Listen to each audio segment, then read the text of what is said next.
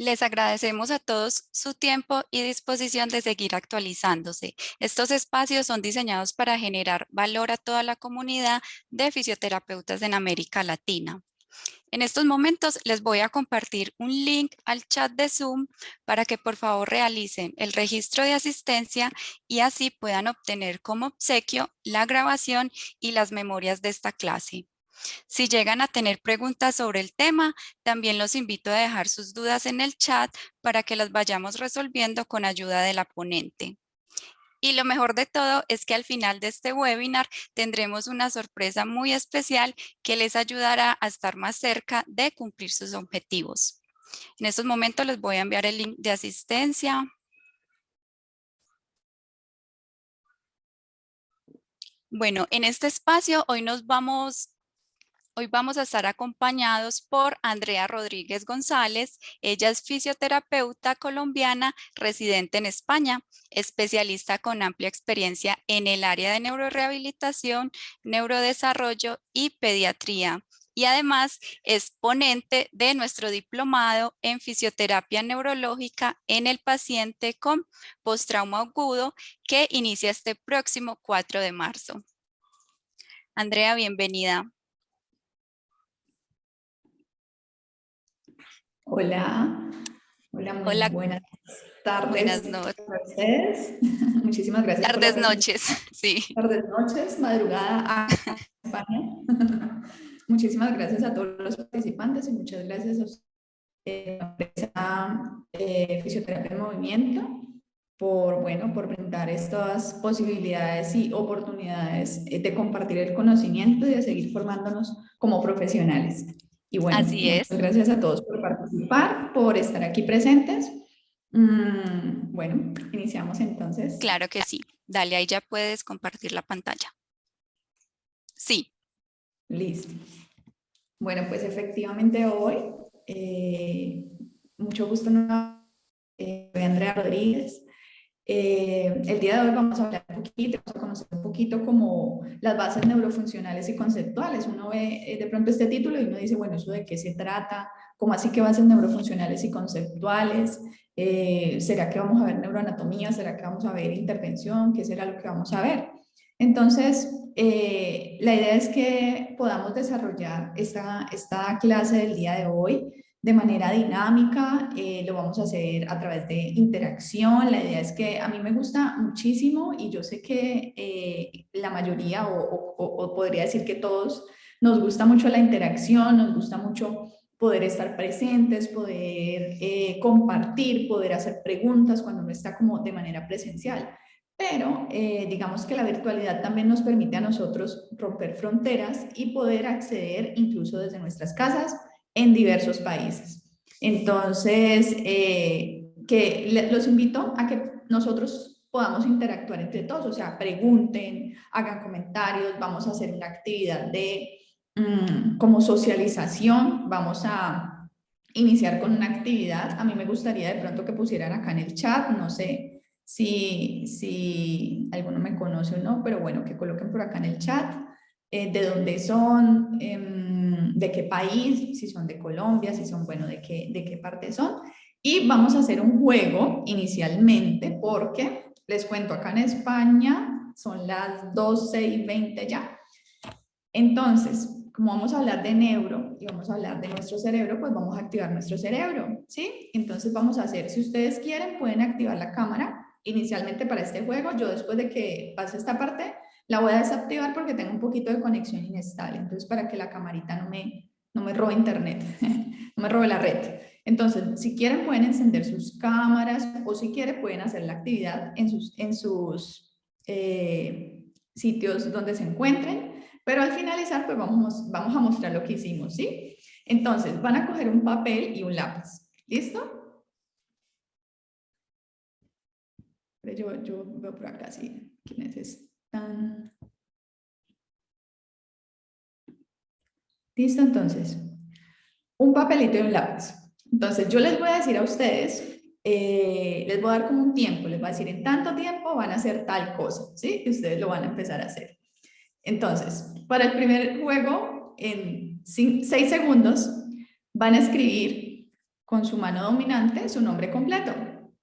1, 2, 3, 4, 5, 6. Stop. Ahora, en 6 segundos van a escribir con su mano no dominante su nombre completo. 1, 2, 3, 4, 5, 6. Muy bien. Ahora, de aquí en adelante otra vez con su mano dominante. Van a escribir 5 animales en 5 segundos. 1, 2, 3, 4, 5. ¿Cansaron o no? Ahora, en 5 segundos nuevamente van a escribir 5 colores. 1, 2, 3, 4, 5. Muy bien. Ahora, en 5 segundos van a dibujar una casa. 1, 2, 3, 4, 5. Muy bien. En 5 segundos. Ahora, un caballo. 1, 2, 3, 4, 5. Ahora, 5 segundos. Un avión. 1, 2, 3, 4, 5. Stop. Ahora sí viene la parte donde a ustedes les toca decir qué hicieron y mostrar. Entonces, muéstrenme primero así como en la camarita los dibujos. Yo los voy viendo. Déjenlo ahí un momentico, voy pasando.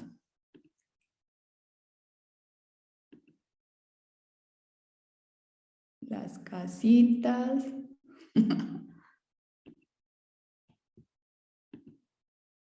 Ok. Bueno. Para los que de pronto no tienen la cámara encendida, igual ustedes van a hacer ahí su retroalimentación con lo que vamos a hablar. Entonces, con el primer ejercicio, cuando escribieron el nombre, vamos a analizar y vamos a ver por qué estamos haciendo esto. O sea, aparte de activar y de motivarnos, porque ustedes saben que el juego hace parte de todos los seres humanos, y eso es una actividad ocupacional de todos los seres humanos, no solo de los niños.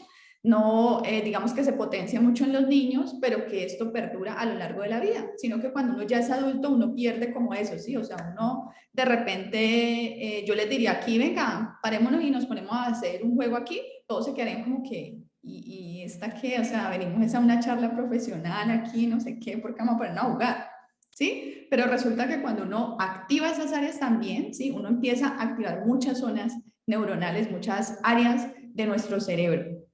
Y obviamente eso permite la conexión y el vínculo, y nosotros somos profesionales de la salud, pues obviamente trabajamos con seres humanos, eso es lo que más tenemos que fortalecer. Entonces vamos a analizar esto. Entonces con el primer ejercicio que hicimos, que fue escribir el nombre, ¿fue fácil o difícil? Si no quieren activar el micrófono, pueden escribir en el chat y yo voy leyendo.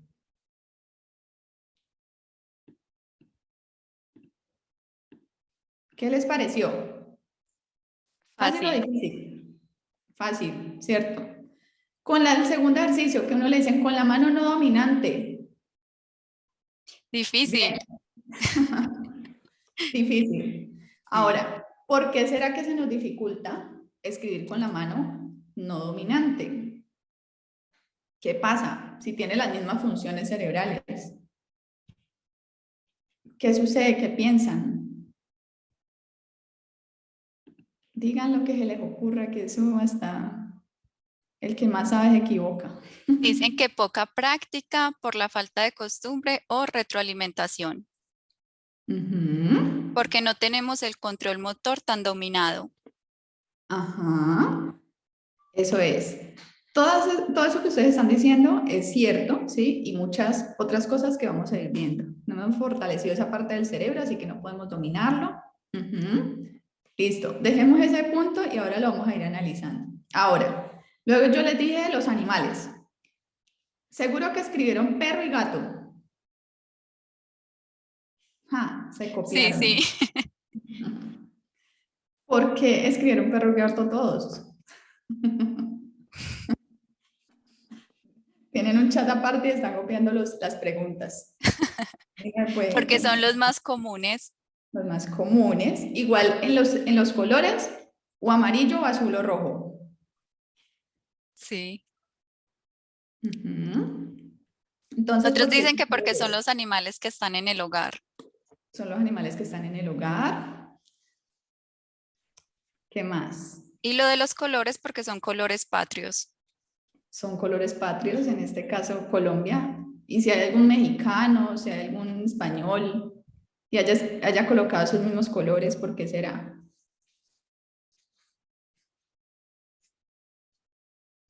Es lo más común y lo más corto, son colores primarios. Eso es. Entonces, ¿qué sucede?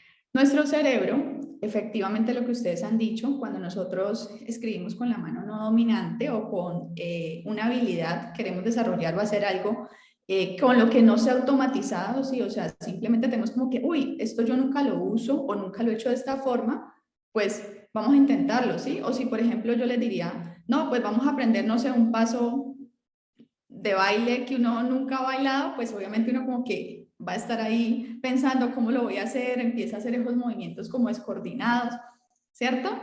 Entonces, esto sucede obviamente por muchas cosas que ustedes han mencionado y que durante, digamos que el desarrollo de la conferencia vamos a potenciar y vamos a definir y nos va a quedar súper claro por qué es que no podemos hacer eso tal cual o súper fácil como lo hicimos con nuestra mano dominante, ¿sí? Cuando nosotros hablamos, por ejemplo, de que casi todos escribimos perro y gato, casi todos escribimos amarillo, azul y rojo, en muchas situaciones, digamos que como colombianos, los que son colombianos, uno piensa en esos colores porque se le llegan al corazón, son como de nuestra bandera, es cierto lo que nos representa.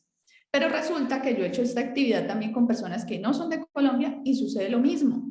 Entonces uno dice, bueno, ¿realmente está con eso o a qué viene esto? Entonces resulta que el cerebro, nosotros cuando aprendemos algo, ¿sí? Sea aprendizaje motor o sea aprendizaje cognitivo, sea aprendizaje del lenguaje, cualquier tipo de aprendizaje que nosotros hacemos, siempre nuestro cerebro lo va almacenando en un lugar, tú lo va guardando, ¿cierto? Cuando nosotros estamos expuestos y necesitamos sacar información, hagan de cuenta como si fuera un computador, ¿sí? Empieza a buscar en todas las carpeticas. Pero resulta que ¿qué hace el cerebro? El cerebro usa como unos canales específicos, como decir unos cajoncitos. En este cajón guardo todos los colores, en este cajón guardo todos los animales, en este cajón guardo, ¿sí? Como secuencias o como algo similar, categorías. Y cuando nosotros vamos a acceder a esas categorías, accedemos a las que primero aprendimos o a las que son más fáciles de recordar, ¿sí? Esto viene incluso desde la niñez, cuando se desarrolló nuestro cerebro. Entonces, ¿qué hace el cerebro? Como estamos bajo presión y yo les estoy diciendo 1, 2, 3, el cerebro actúa por facilidad. Si ustedes no exponen al cerebro y no lo exigen, él se queda con lo tranquilito. O sea, para mí es el órgano más hermoso del mundo, pero si usted no lo expone a nuevas cosas, él sigue trabajando en ahorro energético, ¿sí? O sea, él no se va a esforzar a decir, ay, no, pongamos el color magenta. No, él va a sacar lo más fácil, lo que más aprendió, lo que más ha visto, y eso está relacionado con eso. Cuando somos niños aprendemos como que el amarillo, el azul, el rojo, los colores primarios, luego los combinamos y salen los otros, es lo primero que nos llega, ¿cierto? Y resulta que si yo les pregunto cómo hicieron la casa o por lo que vi de sus casas, todos hicieron cuadrito con techito, ¿sí? O sea, todos. Y si yo les digo, ustedes ven en una casa así, tan bonita casita con techito, o sea, no, ¿cierto? No sucede. ¿Por qué?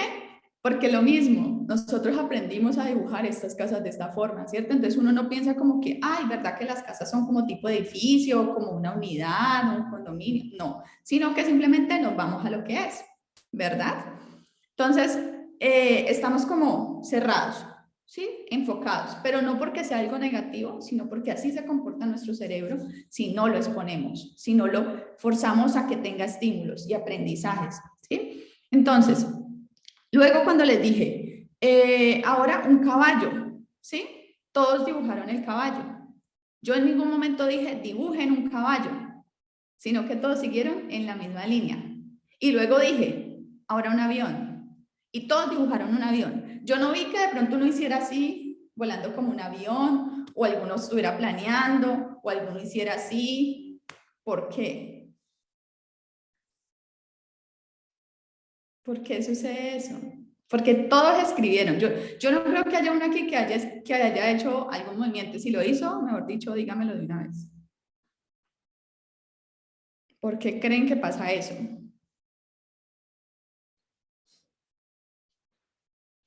¿Tiene que ver con lo mismo que estamos hablando? ¿O hay algo más?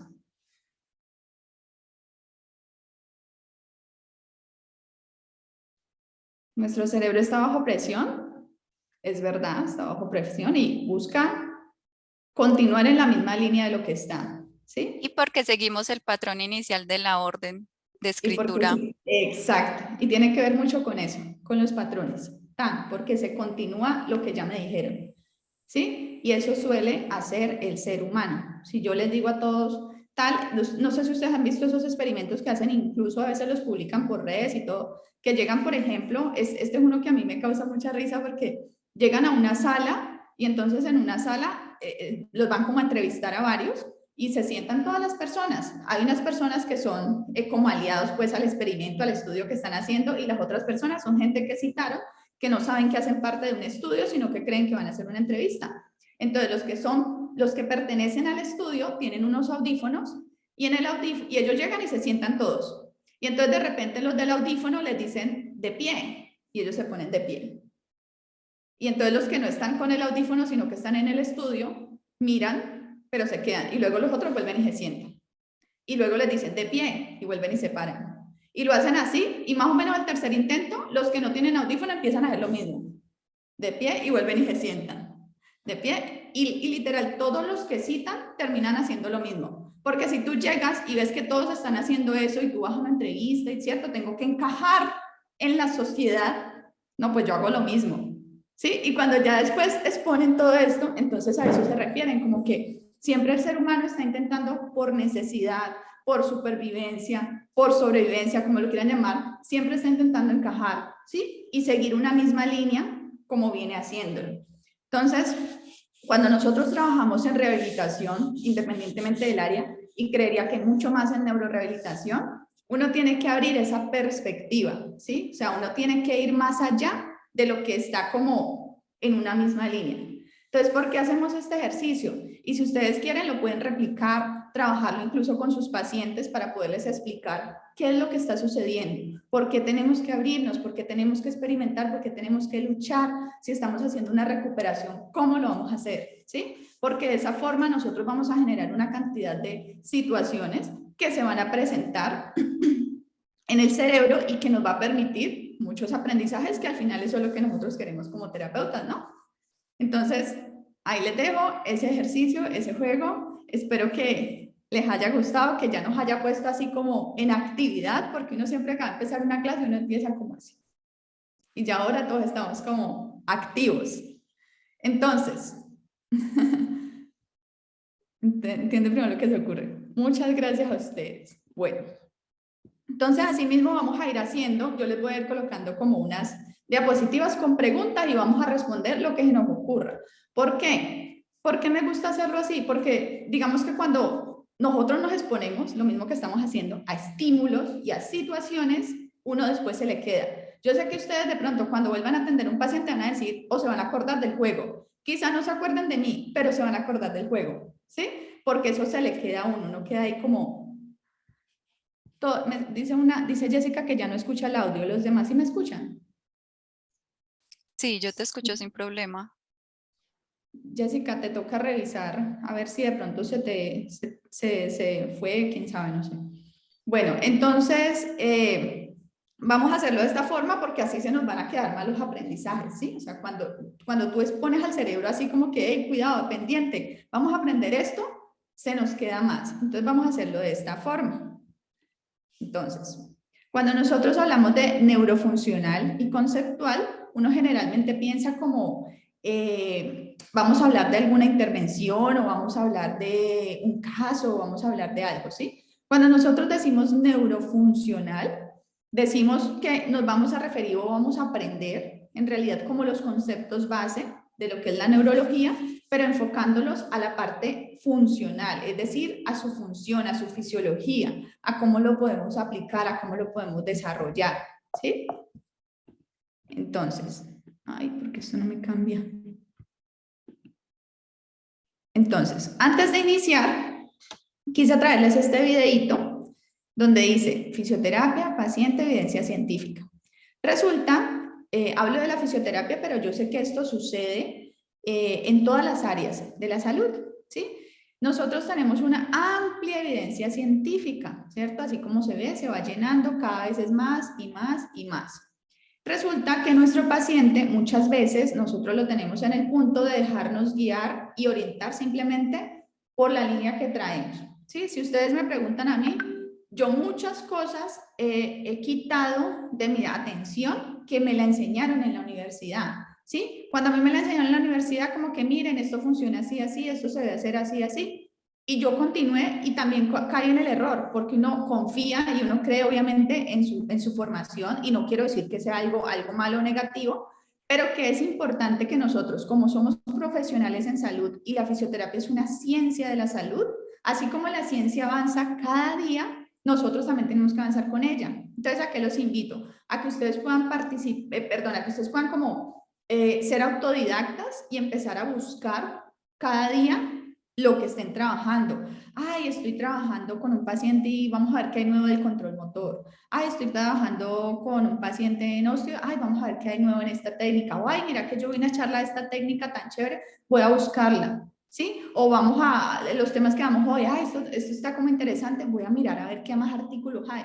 Entonces, que ustedes aprendan y que puedan tener esa posibilidad de hacer lectura científica. ¿Sí? Y que esa lectura científica sea buena, sea que ustedes no se queden solamente con la introducción que aparece en los artículos, sino que aprendan a ir más allá, aprendan a poder buscar mucho más de lo que hay y hacerse preguntas, no quedarse solamente con lo que primero se les entrega. Yo hoy voy a hablar de algunos temas, pero lo mismo, o sea, ni siquiera se crean todo lo que les voy a decir. Ustedes mismos digan, bueno, Andrea está diciendo esto, vamos a ver qué tan cierto es, busquemos.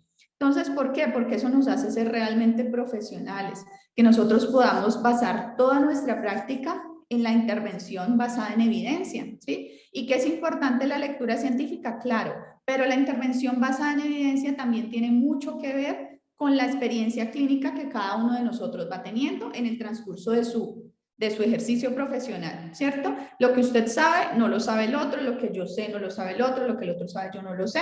Entonces, por eso es importante esa experiencia clínica, esa intervención y ese aprendizaje que nosotros vamos teniendo a medida de que vamos atendiendo a nuestros pacientes. Y la otra parte importante de esa intervención es el paciente. ¿Cuáles son esas expectativas? ¿Cuáles son esas necesidades que tiene el paciente para precisamente intervenir o hacer parte de ese tratamiento? Cuando juntamos esas tres líneas, nosotros podemos decir que estamos haciendo una intervención basada en la evidencia y eso nos respalda, ¿sí? Como profesionales.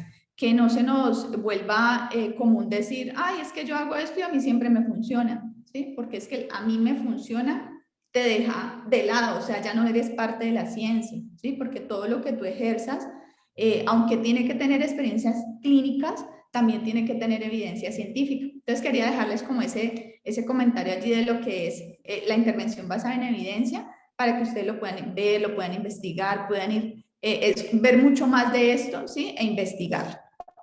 Entonces, esta es la primera pregunta. Cuando hablamos de embriología del sistema nervioso, ¿a qué nos referimos? ¿Qué piensan ustedes cuando nosotros hablamos de la embriología? ¿Qué se imaginan ustedes o qué dicen? No, pues es que neuro, ¿será que yo atiendo a un paciente neurológico? Yo tengo que saber de embriología, yo tengo que saber cómo se forma ese sistema. ¿Qué será que sucede allí? ¿Qué piensan ustedes? ¿O qué es más bien? ¿Qué es embriología? No sé, que alguno diga, esto si quieren pongan en el chat. Embriología, no, la embriología es la formación del sistema nervioso. No, embriología es lo que sucede después de que nace el bebé. No, embriología es lo que, no sé, lo que se les ocurra. ¿Qué entienden ustedes de embriología? Katy. Por acá nos dicen nacimiento del cerebro, desarrollo neurológico en el embarazo, tubo neural y conocer el desarrollo o la función del sistema nervioso, la conformación desde el tubo neural. Bien, estamos conectados con lo que es. Entonces resulta que cuando nosotros hablamos del sistema nervioso de su embriología, nosotros nos vamos a referir a toda la formación de ese sistema nervioso que se da desde que empieza, ¿sí? ¿Alguno sabe en qué momento de la vida gestacional empieza la formación del cerebro? Creo que Katy está levantando la manito. ¿Katy? Espérame, yo le activo el audio.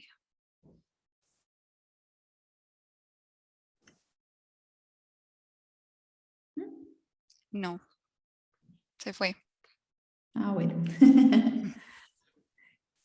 Entonces, cuando nosotros hablamos de esa embriología, ¿algunos saben en qué momento se desarrolla o se empieza a formar ese sistema nervioso?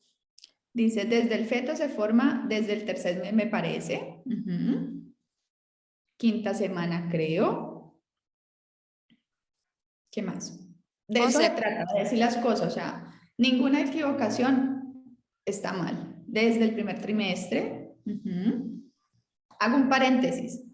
Ustedes han visto, miren que nosotros a veces tememos a equivocarnos o a dar una opinión, sí, por temor a errar. Pero ustedes no se han analizado de pronto, por ejemplo, cuando los médicos se reúnen a definir un diagnóstico, a definir un tratamiento de un paciente, ellos dicen, el paciente tiene esto y esto y esto. ¿Qué será que tiene? ¿Qué creen? El uno dice, tiene no sé qué. El otro dice, no, no puede tener eso. Tiene no sé qué. No, no tiene esto, tiene esto. Y todos empiezan a opinar y llegan a un punto con la opinión de todos y crecen y logran hacer un diagnóstico, logran hacer una intervención. Entonces yo creo que eso también se nos debe transmitir a todas las áreas de la salud, empezar a hablar, decir, porque esa es la forma como se construye el conocimiento.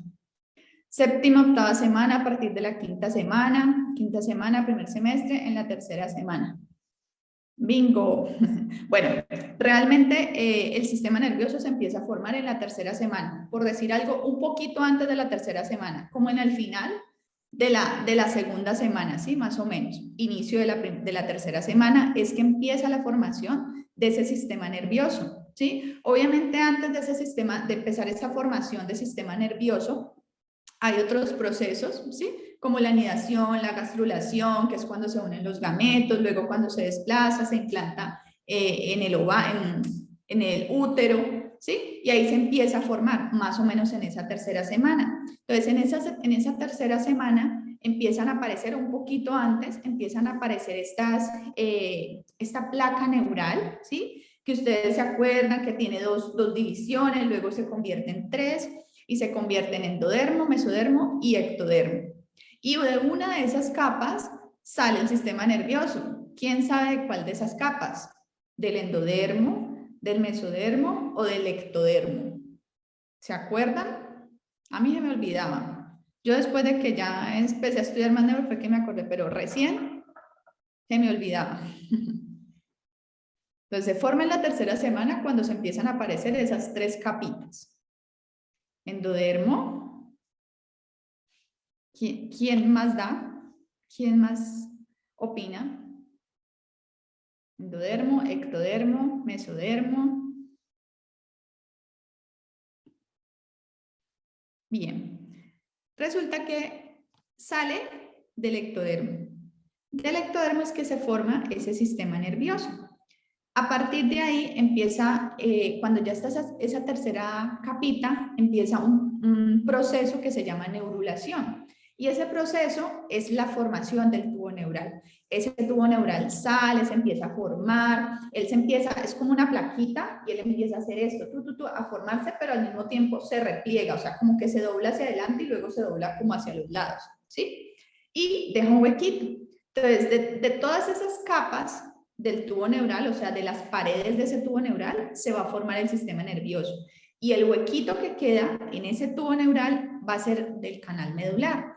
Entonces, así se empieza a formar y de todas esas capas empiezan a salir esto, a salir lo otro, y empiezan unos procesos grandes, ¿sí? Del desarrollo neuroembriológico.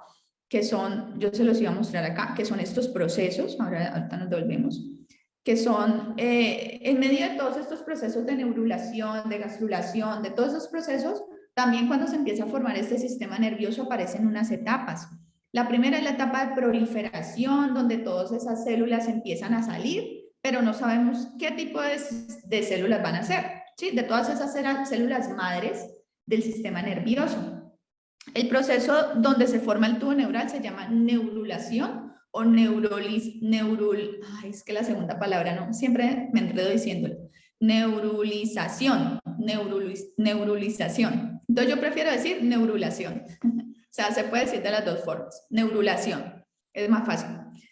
Entonces, en ese proceso, en esa primera etapa, donde todas esas células empiezan a aparecer, y salen células, no sé qué, pero no sabemos de dónde son ni para dónde van, ¿sí? Luego empiezan otra etapa que es esa etapa de migración, ¿sí? Entonces, empiezan a avanzar y empiezan como a desplazarse.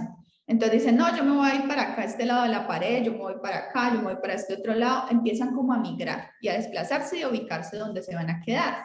Pero todavía no se sabe qué función van a cumplir, ¿sí? Y ya después, en ese proceso siguiente, ¿sí? Donde se da digamos que manifestación ya de diferenciación, es el otro número, es donde ellas se diferencian, como lo llama esa fase.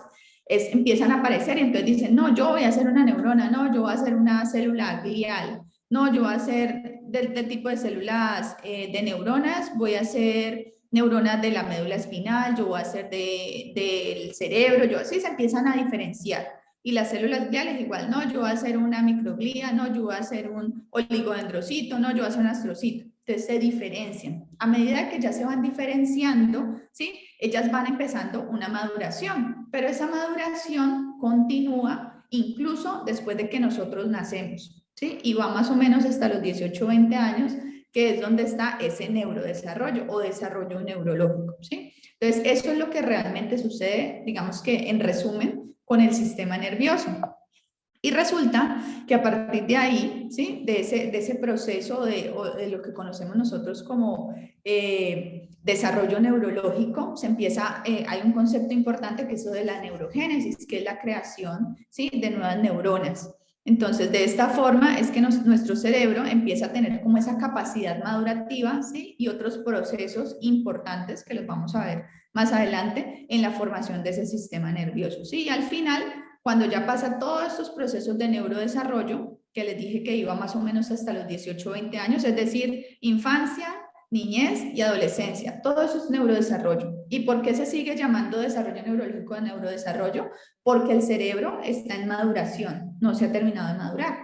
Pero resulta que a esa edad, más o menos a los 20, 25, ¿sí? Entre los 20 y los 25 años, nuestro cerebro ¡pum!, termina de madurar, ¿cierto? Se completan todas esas actividades, digamos, de poderse terminar la creación como tal del sistema nervioso. Entonces yo siempre les pregunto, si esto sucede hasta esa edad, ¿qué pasa con el cerebro después? ¿Se queda ahí y no sigue madurando? ¿Se queda ahí y sigue madurando, o sigue madurando, perdón? ¿O seguimos aprendiendo pero el cerebro no madura? ¿Por qué sucede? O sea, ¿qué pasa con nuestro cerebro después de que ¡pum!, ya terminamos ese proceso madurativo, adquirimos todas las habilidades? ¿Qué sucede después de que ya maduraron las estructuras, se adquirieron las habilidades motoras y cognitivas y comunicativas y socioafectivas? Sigue madurando por la plasticidad cerebral. Entonces, eso es muy importante, tenerlo presente y no confundirlo. La plasticidad cerebral inicia desde que se forma, ¿sí? Desde que se forma nuestro sistema nervioso. Y continúa hasta... ¿Cuándo se termina la plasticidad? ¿Quién sabe? ¿Hasta qué edad?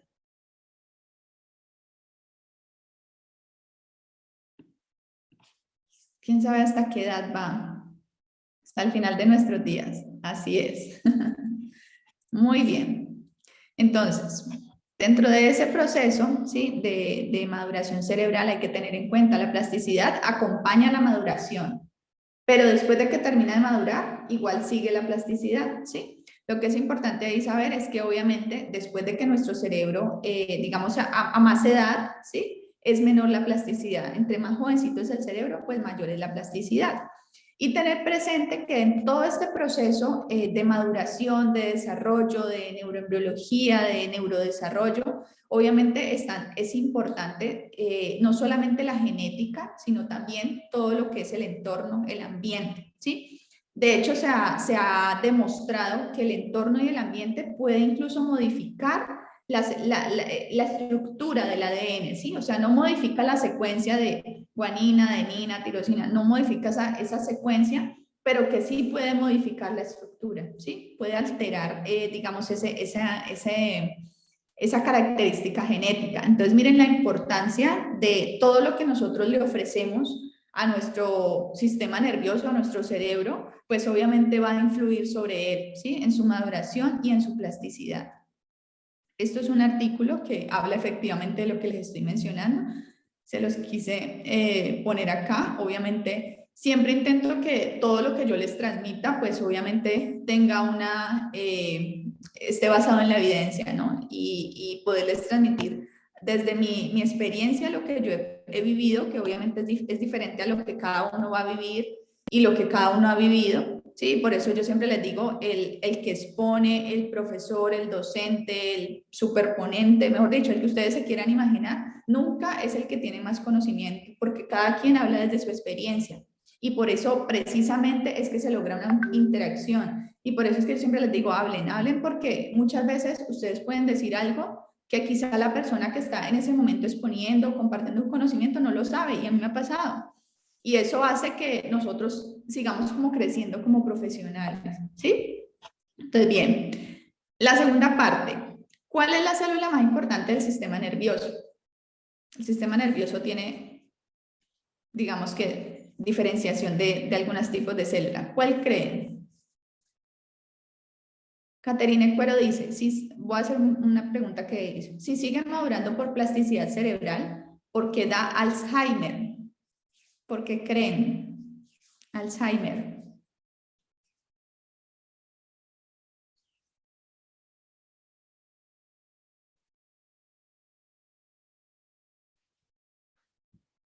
Entonces, ¿cuál es la célula más importante y por qué será que puede presentarse el Alzheimer aunque haya neuroplasticidad? La neurona. Entonces, vamos a responder a Caterina. Porque disminuye la acetilcolina. O sea, la condición de Alzheimer es una condición que es degenerativa y progresiva, ¿sí? O sea, es una condición que ya se está presentando como condición de daño neurológico. ¿Qué sucede con el Alzheimer? Que se puede prolongar, o sea, se puede alargar, ¿sí? ¿Cómo? Primero, haciendo cuidados siempre de nuestro cerebro.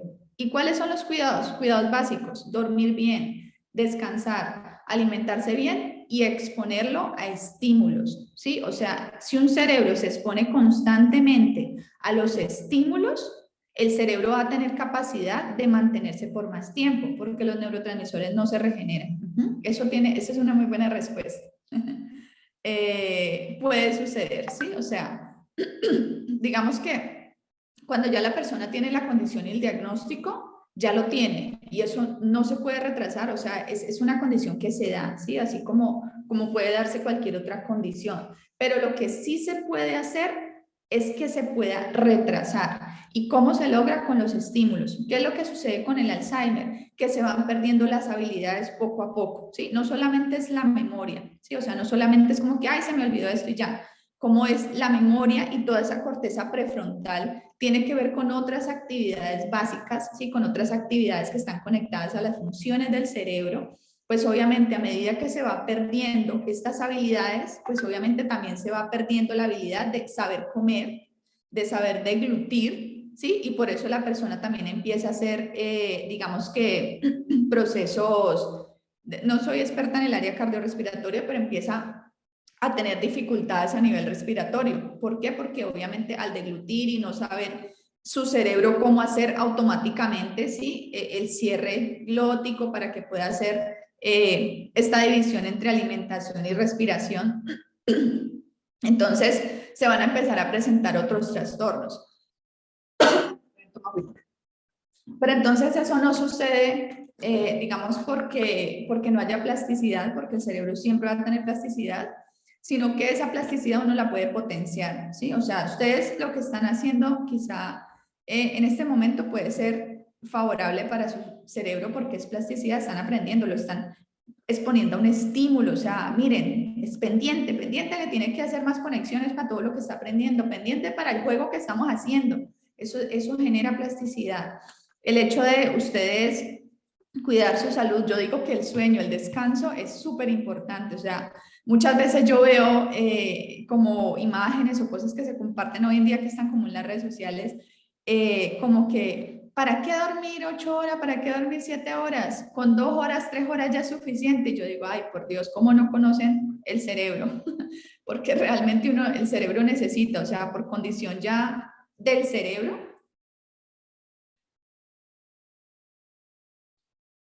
se necesita que descanse, ¿sí? Entonces eso es lo que sucede, que cuando nosotros tenemos suficiente estímulo podemos retrasar muchas condiciones, incluso no solo el Alzheimer, sino otras condiciones dentro de nuestro sistema nervioso. ¿Listo? Entonces resulta que la célula más importante es la neurona, ¿sí? De nuestro sistema nervioso. Esa neurona obviamente tiene una cantidad de cosas que importantes. Estas, por ejemplo, las partes de una neurona, ¿sí? Que es importante, nosotros tenemos que recordar que son cosas básicas. Esto es neuroanatomía básica y es que tiene un soma, un cuerpo, ¿sí? Tiene un axón, que es como una prolongación, ¿sí? Y tiene unos terminales o tiene unos axones, unos terminales axónicos dentro de ese mismo axón. Entonces resulta que, y tiene dendritas, ¿sí? Que están acá en la parte inicial, en el soma. Entonces, la información casi siempre en su mayoría, no en un 100%, se transmite desde, llega por las dendritas, ¿sí? Llega al cuerpo o al soma, luego pasa al axón y llega y se transmite a través de sus terminales axónicos.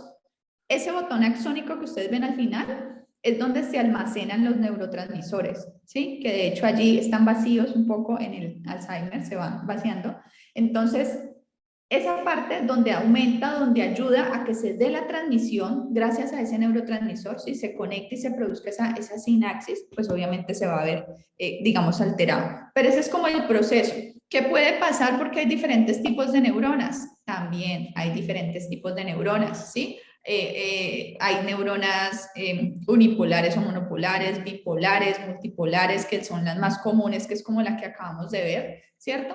Pero que dentro de todos esos procesos, dentro de todas esas estructuras, la más común es la que estamos presentando, pero que se dan otras conexiones, que se puede dar axoaxónico, que se puede dar de axón a soma también, ¿sí? O sea, pueden haber otras conexiones sinápticas, pero la más común es del axón a la dendrita, se transmite por el axón y llega nuevamente a otra dendrita, ¿sí? Y eso realmente es lo que conocemos o lo que nosotros llamamos la sinapsis. Y la sinapsis tiene mucho, mucho que ver con lo que estamos hablando también de la plasticidad, que ahora lo vamos a ver un poquito más. Y es que gracias, digamos que lo que sucede, o bueno, yo les voy a preguntar, ahorita que empecemos a hablar como de la plasticidad, vamos a ver si es la siguiente diapositiva. Ah, bueno, aquí les coloqué como la imagencita de lo que es la neurona.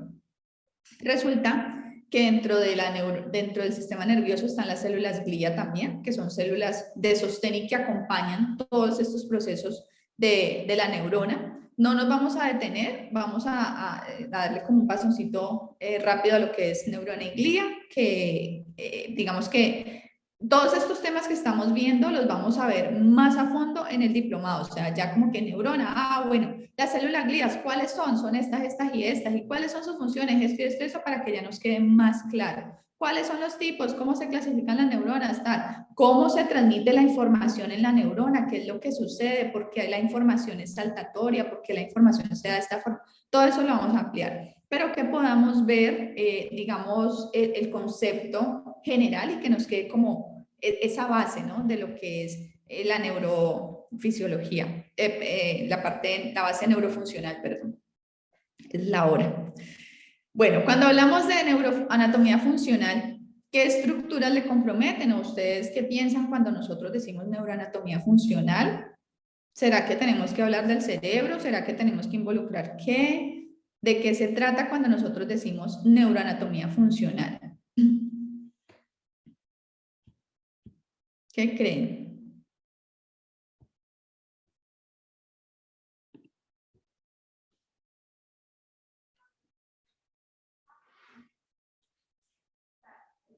O sea, si yo digo neuroanatomía funcional, vamos a hacer una clase de neuroanatomía funcional. ¿Ustedes qué creen que veríamos?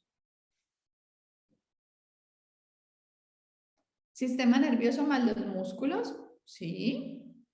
La integración de todas las funciones del cerebro, también. Eso es importante tenerlo claro, que la neuroanatomía nosotros debemos aprenderla de manera funcional.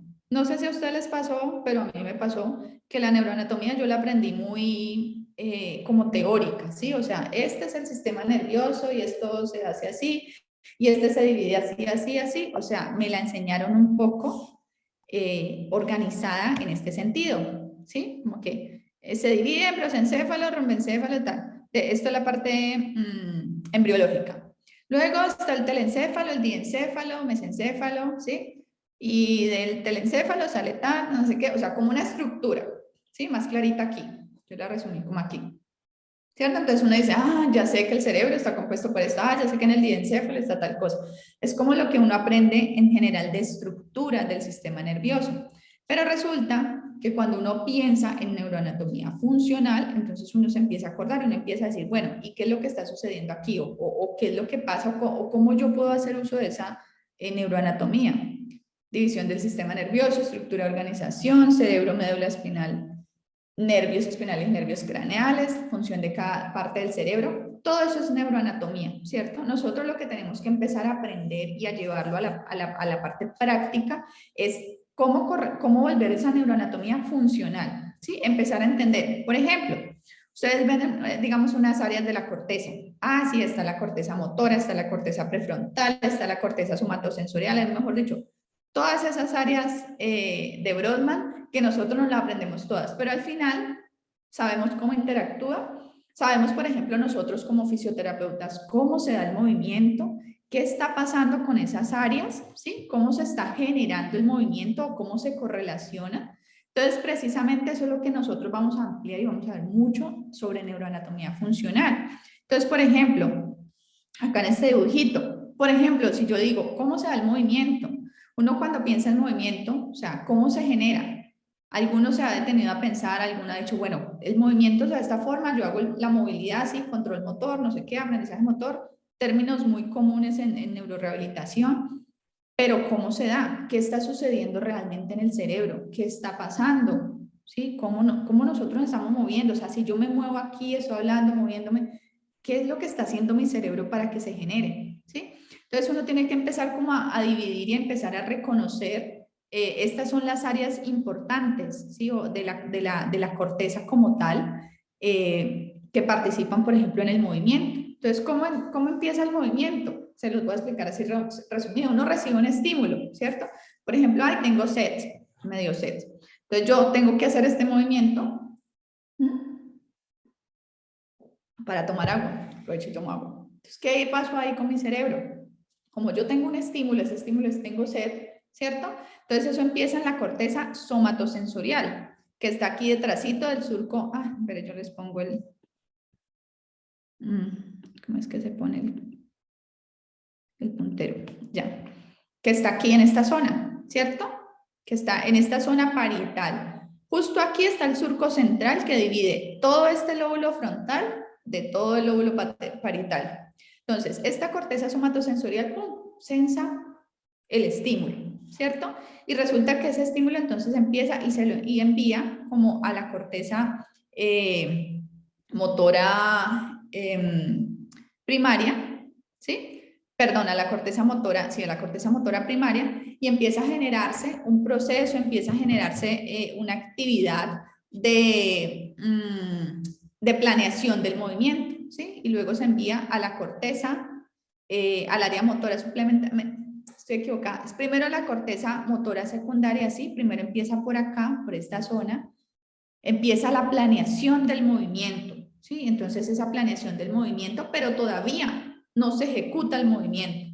Entonces interviene esta zona secundaria, que esta es la corteza motora secundaria, que se divide en premotora y suplementaria, ¿sí? Y esas dos empiezan a planear cómo se va a dar ese movimiento, pero resulta que estas dos áreas, esta área, perdón, suplementaria también tiene una correlación por aquí con las emociones, con el sistema límbico, se correlaciona. ¿Y qué es lo que sucede con la emoción? Yo no sé si a ustedes, por ejemplo, les ha pasado que ustedes, por ejemplo, un día estén, no sé, pensemos en un domingo, ¿sí? Que no tengan nada que hacer.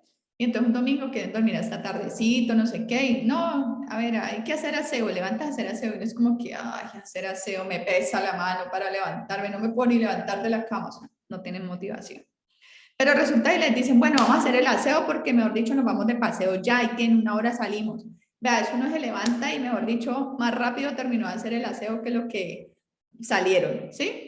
¿Por qué? Porque estamos motivados. O por el contrario, si yo estoy triste, si algo me pasó, ¿sí? Estoy triste por algo y tengo que hacer algo, a mí me da, o sea, siento que me pesa, siento que no puedo hacer tan bien lo que tengo que hacer porque tengo esa sensación de tristeza. Pero si por el contrario a mí me dice, mire, usted ganó la lotería, usted está feliz, usted quiere hacer de todo, ¿sí? Porque tiene esa felicidad. Entonces miren cómo la motivación influye en el movimiento. Y no es simplemente como que hay que motivar a la persona para que haga el ejercicio, hay que motivar a la persona para que participe. No solamente tiene que ver con eso, es algo fisiológico, algo que está ocurriendo, algo que esa corteza motora suplementaria se está relacionando con el sistema límbico. Y luego ya mandan toda esa información a la corteza primaria y ¡pum!, se ejecuta el movimiento, ¿sí? Entonces miren la importancia de nosotros conocer realmente cómo funciona y no solamente aprendernos una neuroanatomía muy teórica, sino aprender a hacerla funcional, cómo nosotros la vamos a aplicar, qué está sucediendo, cómo nos podemos aprovechar de ese conocimiento para nosotros después decir, ah, no, sí, es que esto está pasando por eso, ¿sí? Entonces es importante conocer.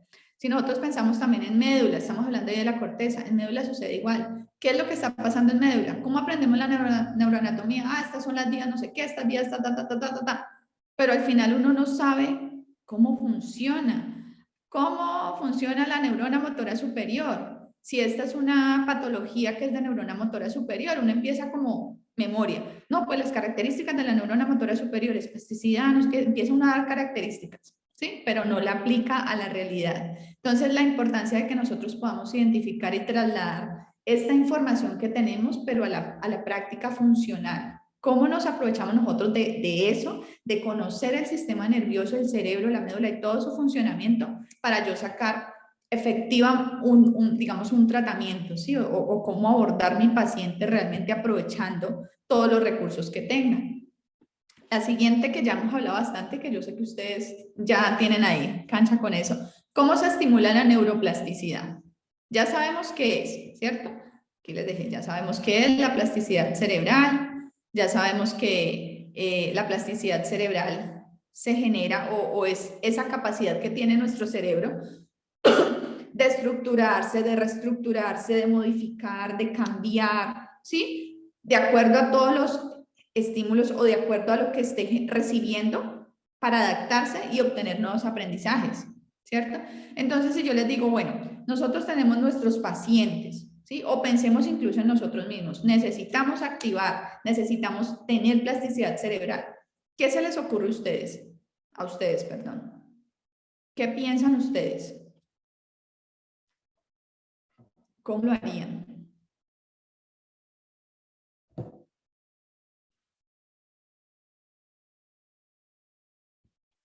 ¿Qué creen? Sumando actividades de aprendizaje y movimiento en cada área de nuestro cuerpo, por ejemplo, lectura, cocinar, con más estímulos, enfocados al objetivo, también.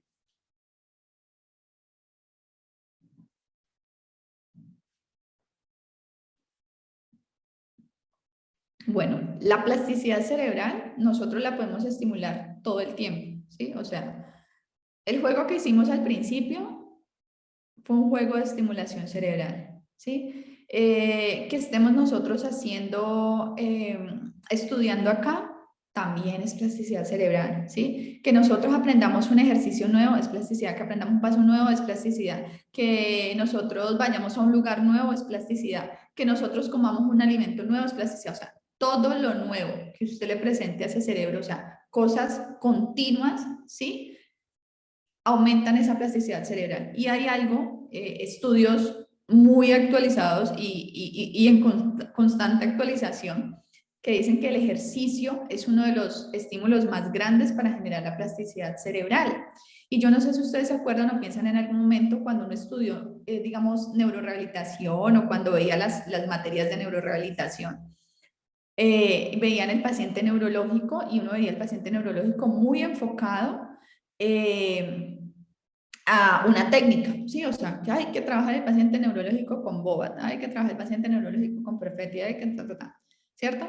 Y entonces decía uno, no, y el ejercicio, ponerle al paciente. ¿Ustedes creen que el ejercicio terapéutico, trabajar fuerza en un paciente neurológico, por ejemplo, una CV o una CB accidente cerebrovascular, por ejemplo, con un patrón espástico hemipléjico, si lo ponemos a trabajar fuerza, ¿está bien o está mal? Quizá un abrazo para motivar a alguien también. La parte emocional y socioafectiva hace parte de nuestro desarrollo neurológico y de nuestro cerebro. Es una de las 4 áreas del desarrollo.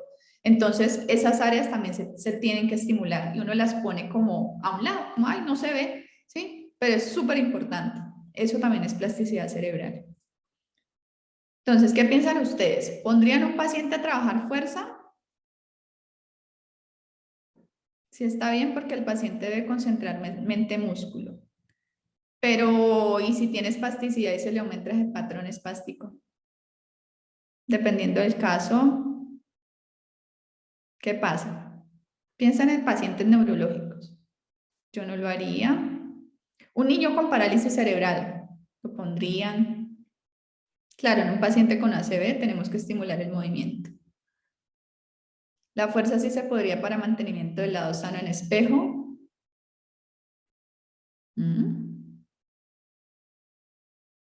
Bueno, miren que es importante. Trabajo de fuerza en músculos no espásticos. O sea que en los músculos espásticos no lo trabajarían. Inicio cambiaría por movilización. Bueno, uno primero tiene que empezar a mirar dónde se produce la espasticidad. Si yo les digo a ustedes de dónde proviene la espasticidad, ¿saben de dónde proviene? ¿Por qué se genera la espasticidad? ¿O espasticidad está en el músculo o en dónde está? ¿En dónde está la espasticidad?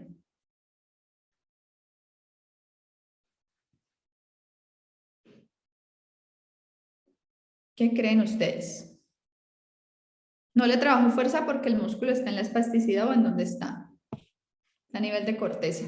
Muy bien, ¿sí? La espasticidad es una condición que está, ¿sí? Por más movilización que yo le haga a un niño con parálisis cerebral espástica, al otro día me va a llegar con la misma espasticidad, ¿sí? Entonces nosotros tenemos que pensar muy bien y recordar que muchas veces el tono muscular, ¿sí? Que en este caso está aumentado por esa espasticidad, se da a nivel cortical, ¿sí? Y ese proceso que se da nosotros no lo podemos modificar. Que lo podemos cambiar un poco, que uno puede movilizar o hacer un ejercicio o hacer un movimiento más bien, ¿sí? O movilizar, me imagino que ustedes se refieren a las técnicas de movilización como manuales, ¿sí?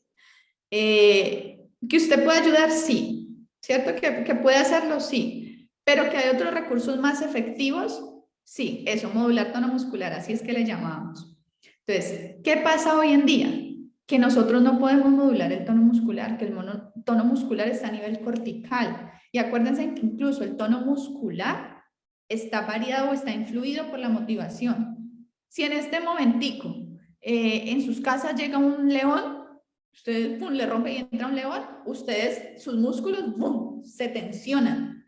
Y ustedes no pensaron, ay, voy a tensionarme porque ve el león. No, eso es inmediato. ¡Tum! ¿Por qué? Porque su tono muscular es variable de acuerdo también a su emoción. Y en ese momento, como usted está expuesto a un peligro, ¿sí? Se tensiona en modo de supervivencia, de tengo que salir corriendo. Entonces mis músculos tienen que estar fuertes, firmes, activos para salir corriendo, ¿sí? Lo mismo, si un niño, por ejemplo, está llorando, a veces me llegaban los pacienticos, y un niño lloraba y lloraba y lloraba y llegaba así tensionado.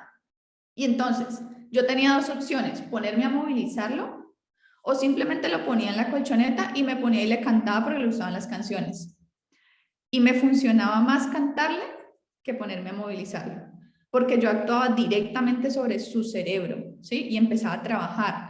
Si yo me ponía a movilizarlo, yo estaba en contra. ¿Por qué? Porque ese tono muscular venía dado por dos cosas. Uno, porque ya está instaurado y no se lo va a modificar, no se le va a cambiar, siempre va a tener esa espasticidad. Y segundo, porque estaba influido por la motivación. Y en este caso era algo que le había generado a él el llanto, fuera rabia, fuera tristeza, yo no lo sabía, ¿cierto? Pero entonces yo empiezo a cambiar y a modificar un poco. Él relaja y me suelta, pero aún así sigue con espasticidad.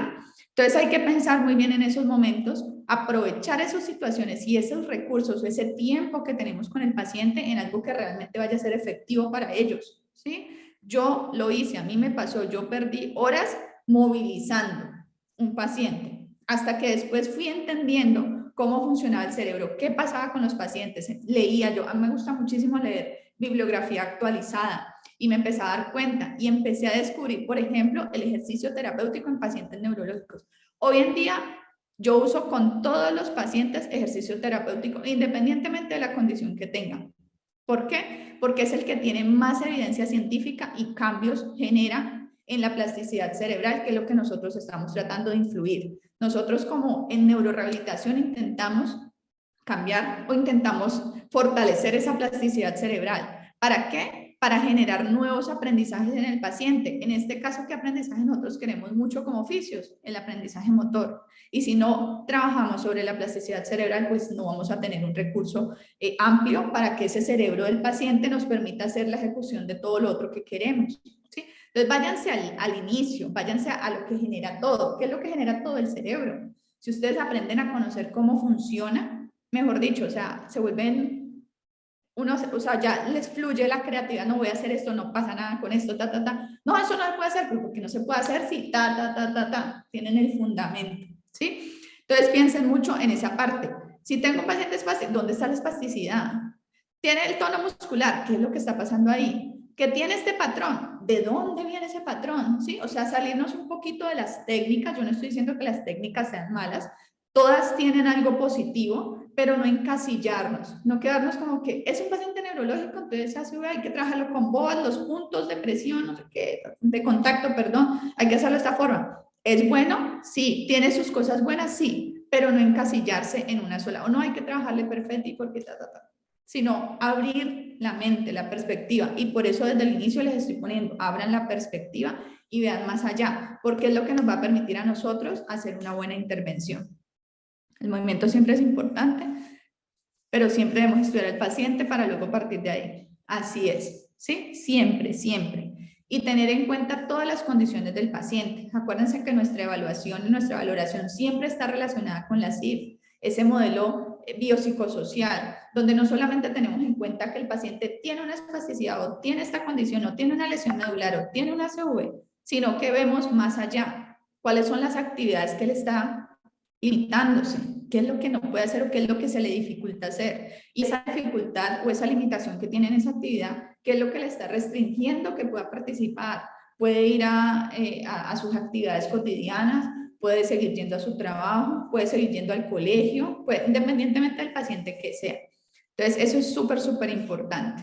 Esto vamos a pasar acá.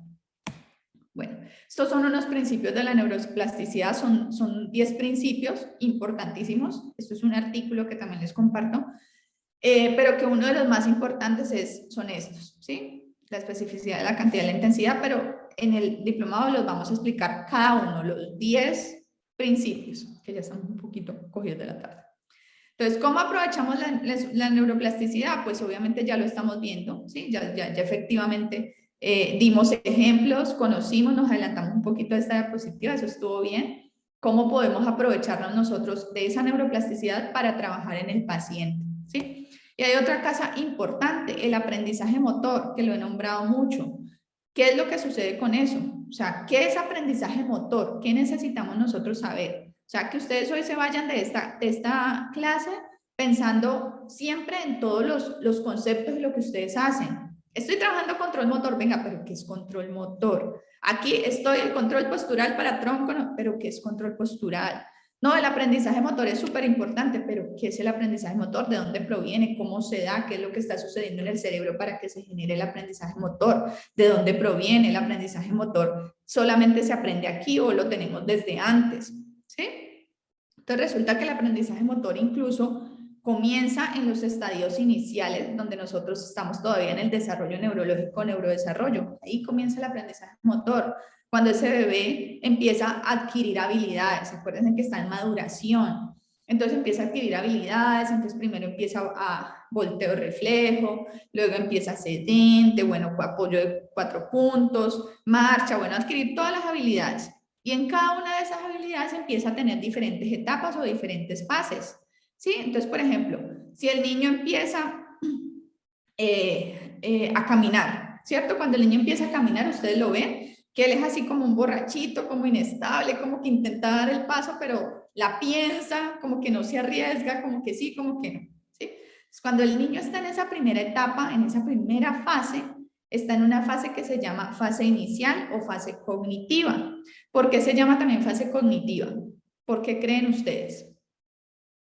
Cuando está ahí, que él como que piensa, ¿por qué se le llama fase cognitiva?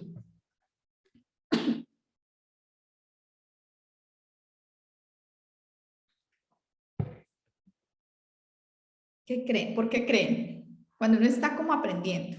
O por ejemplo, cuando ustedes escribieron hoy con la mano no dominante. Es un proceso de razonamiento, sí, por ahí va. Adquiere conocimiento del entorno, sí.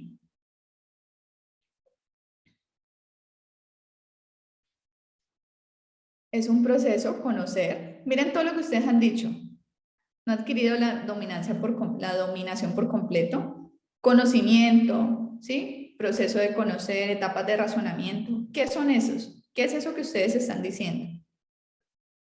Son procesos cognitivos, ¿sí? Cuando nosotros vamos a aprender un nuevo movimiento, necesitamos reclutar todo lo cognitivo que está casi que en el área prefrontal, en la corteza prefrontal, para poder ejecutar el movimiento.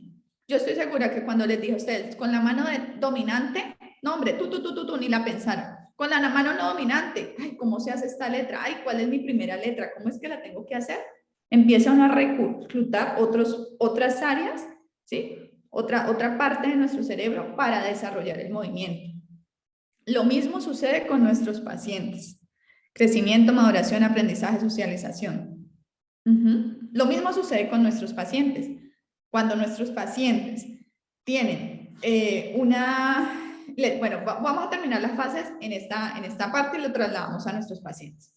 Resulta que cuando el niño está intentando caminar, ¿cierto? Y va en ese proceso de aprender a caminar, él lo intenta, él recluta sus procesos, analiza el entorno, todo lo que está sucediendo y ¡pum! Intenta caminar, pero se cae. Entonces vuelve y se levanta, intenta caminar y ¡pum! Se cae. Vuelve y se levanta y repite, y repite, y repite. ¿Sí? Esa fase de repetición es la segunda fase y se llama fase segunda del aprendizaje motor o fase motora. ¿Sí? ¿Por qué? Porque se carga o está, digamos que su característica principal es la repetición. Repite, repite, repite. ¿Por qué? ¿Por qué repite tanto? Porque un niño sin ni siquiera decirle, venga, usted tiene que aprender a caminar, párese y camine, párese y camine, párese y camine. ¿Por qué lo hacemos de manera natural? Ese proceso repetitivo. ¿Por qué? ¿Qué es lo que está sucediendo en el cerebro cuando el niño repite? ¿Por qué tenemos que repetir? ¿Ustedes creen que si ustedes repitieran muchas veces su nombre con la mano no dominante, lo aprenderían o no?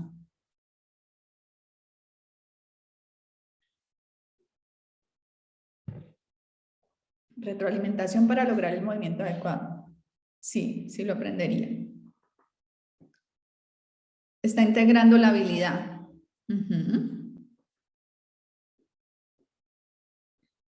¿Cómo aprende el cerebro?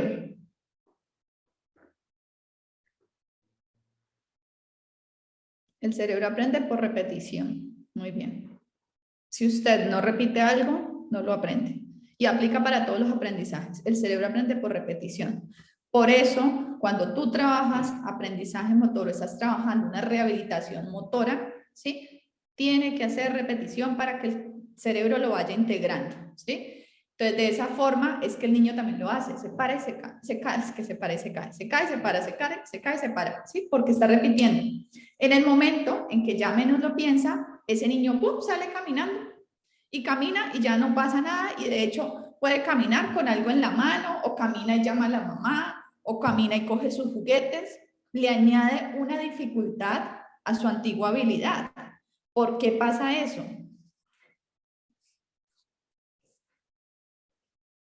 Porque ya fluye simplemente sin pensar.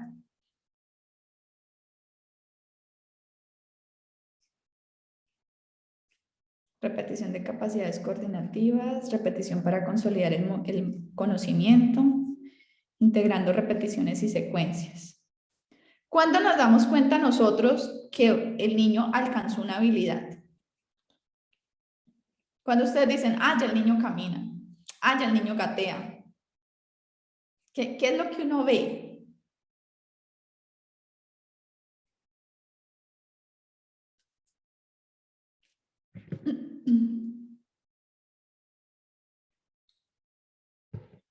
Cuando la domina de forma segura e independencia, cuando dejó de caerse, mejora el control motor, no necesita ayuda.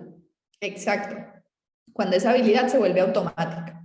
Ninguno de nosotros pensamos para caminar. Uno simplemente camina, ¿cierto? Porque ya se hizo automático. Ninguno de ustedes pensó para escribir su nombre, simplemente tú. Pero cuando lo hicimos con la otra, uno como que, uy, ¿sí? ¿Por qué? Porque ya tenemos la habilidad de escribir nuestro nombre en la etapa 3 del aprendizaje motor, que es la etapa automática, ¿sí? Y ya no tenemos que reclutar procesos cognitivos porque ya se automatizó. Y de hecho, ustedes pueden escribir su nombre y estar hablando con alguien. O ustedes pueden escribir su nombre y estar pensando en otra cosa. O ustedes pueden escribir su nombre y estar tomando agüita, ¿sí? Porque ya es automático. Por eso el niño ya puede caminar con algo en las manos, ya puede caminar hablándole a la mamá, ya puede caminar sin pensar en su marcha, sino en otras cosas. Iván, necesitas trabajar aprendizaje motor. Iván dice que él no puede. Los hombres tienen menos aprendizaje motor que las mujeres. Es mentira, eso es un mito. Entonces, ¿qué sucede con los pacientes? Cuando nuestros pacientes, nosotros los empezamos a atender, resulta que tenemos una parte a favor. Digamos que hay un paciente con ACV, ¿sí? ¿Qué sucede en el cerebro? En el cerebro, hagan de cuenta que cogimos un borrador y borramos una partecita del cerebro, ¿sí? O sea, sigue estando el cerebro, pero le borramos la información, ¿cierto? Entonces, cuando, por ejemplo, ese paciente va a caminar, hablando o suponiendo que es un paciente que vimos que tiene alterada la marcha, va a caminar, no sabe cómo caminar, ¿sí? Y en el momento en que ya no sabe caminar porque está dañada esa partecita o está borrada, nosotros, ¿qué necesitamos hacer? Empezar a volver a dibujar lo que hay en ese cerebro.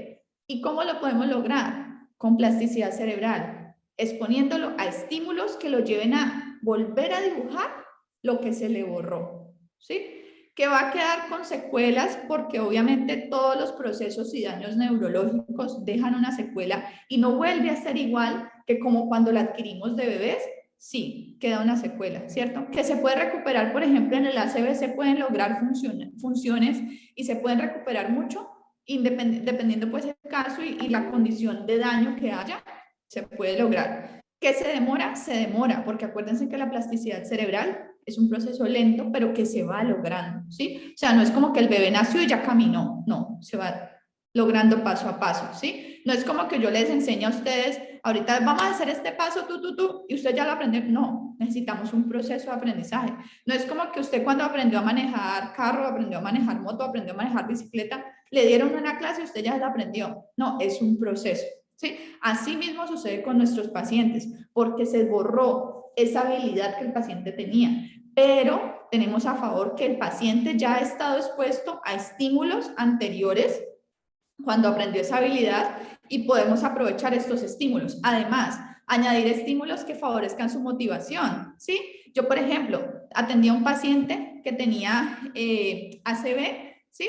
Y él es médico. Entonces yo lo ponía a hacer ejercicios de reaprendizaje motor y yo le ponía y le decía, bueno, me va a decir los huesos del cuerpo. Y entonces empezaba a hacer el ejercicio y me decía, fémur, húmero, no sé qué, tan. Y me decía, y yo, y el hueso, dígame, dígame. Y era como que, entonces le hacía integración cognitiva y le hacía integración motora, ¿sí? O sea, le trabajaba las dos áreas. ¿Para qué? Para exponerlo a un estímulo y que recordara a través de su motivación y lo que le gustaba, intentara favorecer esa plasticidad y adquiriera otra vez la habilidad.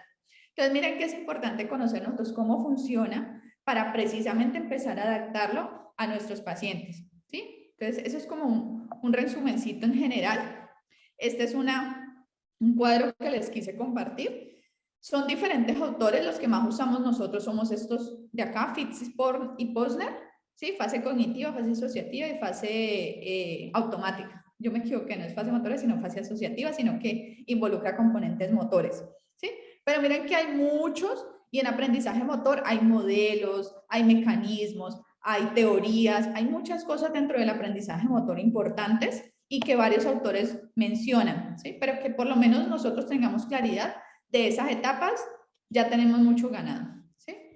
Entonces, ¿cómo podemos hacer uso de esos componentes de aprendizaje motor, así como lo vimos en este momento, ¿sí?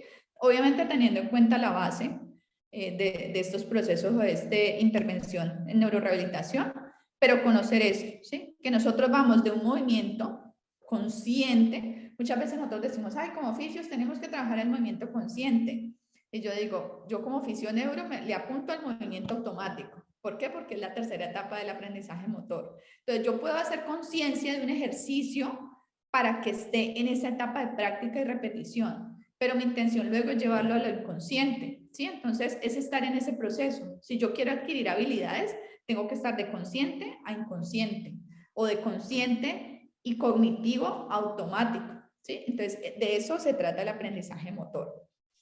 Y ya en esta partecita, terminando como ya esta conferencia, tener en cuenta que cuando nosotros hacemos una intervención, ¿sí? Pues debemos hacer muy bien una valoración, y esa valoración no solamente es guiarnos por una escala, por un test y ya evaluar, sino ver todo lo que involucra a ese paciente, teniendo en cuenta, por ejemplo, la CIF, ¿sí?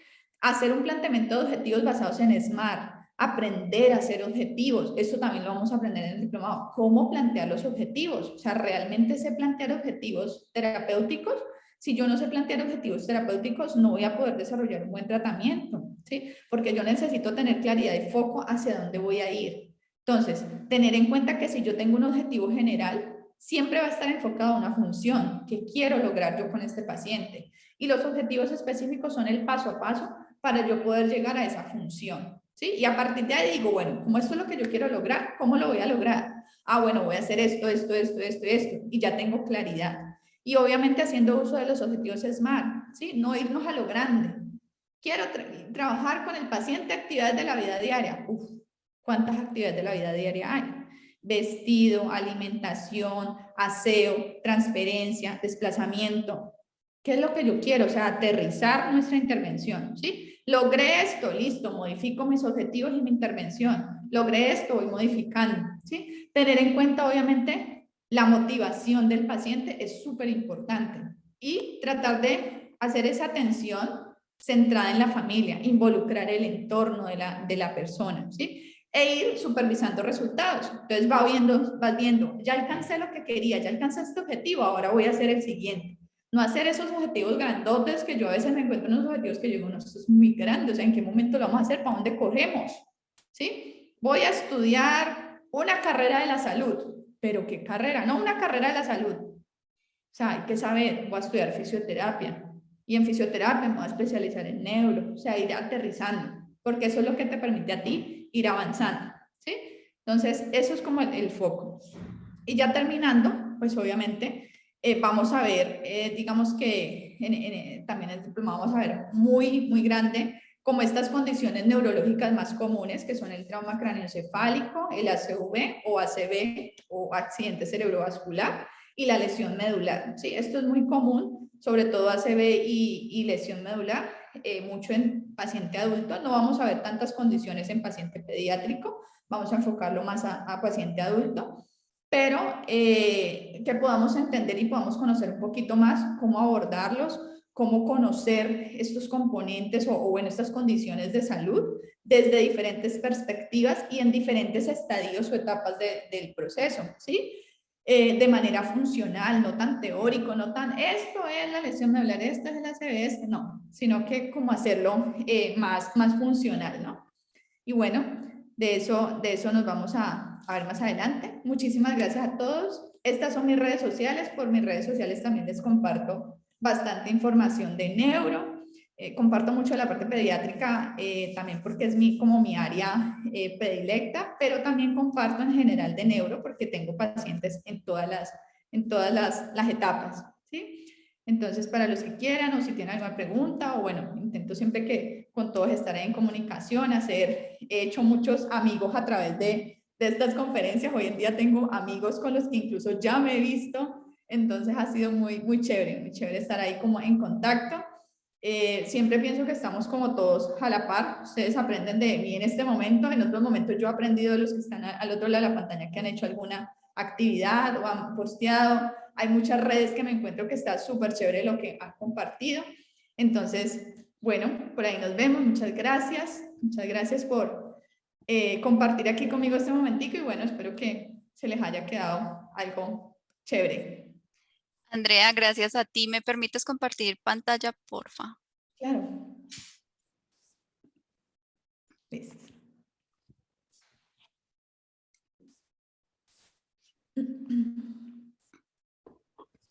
Andrea, gracias nuevamente por este espacio de aprendizaje. Es muy enriquecedor para nuestra práctica profesional y gracias por, a pesar de la diferencia de horario, estar acá con nosotros. Gracias a ustedes. Muchas gracias a ustedes por los mensajitos. Bueno, como lo mencionamos en el transcurso de este webinar, el próximo 4 de marzo inicia nuestro diplomado de fisioterapia neurológica en el paciente con postrauma agudo. Por estar aquí y participando y compartiendo conocimiento con nosotros, les vamos a estar obsequiando un cupón del 35% de descuento que estará disponible solo por 24 horas en nuestra página web. Al ingresar el cupón es muy fácil, solamente ingresan al link, registran sus datos y en el momento de pegar en la casilla la palabra cupón, ingresan con mayúscula y sin espacios, neurofuncionales 35 y continúan con la compra. También con nuestro diplomado van a poder obtener un diploma avalado por 160 horas de formación teórico-práctica. Va a estar reconocido por nosotros que somos Fisioterapia en Movimiento y nuestro aval internacional que es la IPTG, que es el que permite que tanto nuestras certificaciones como diplomados sean avalados en todos los países de Latinoamérica. También van a tener acceso a nuestra plataforma de aprendizaje Muro, donde van a poder encontrar las grabaciones de las clases, el material de estudio complementario y qué mejor que van a tener un acompañamiento constante por parte de los ponentes en caso tal de que lleguen a tener dudas. Acá también les comparto las tarifas de referencia al momento de ingresar el cupón. Para Colombia, con el 35% de descuento para Colombia se van a estar ahorrando 1.999.000 pesos colombianos. México estaría ahorrando 6.106 pesos mexicanos y en dólares el ahorro sería de $293.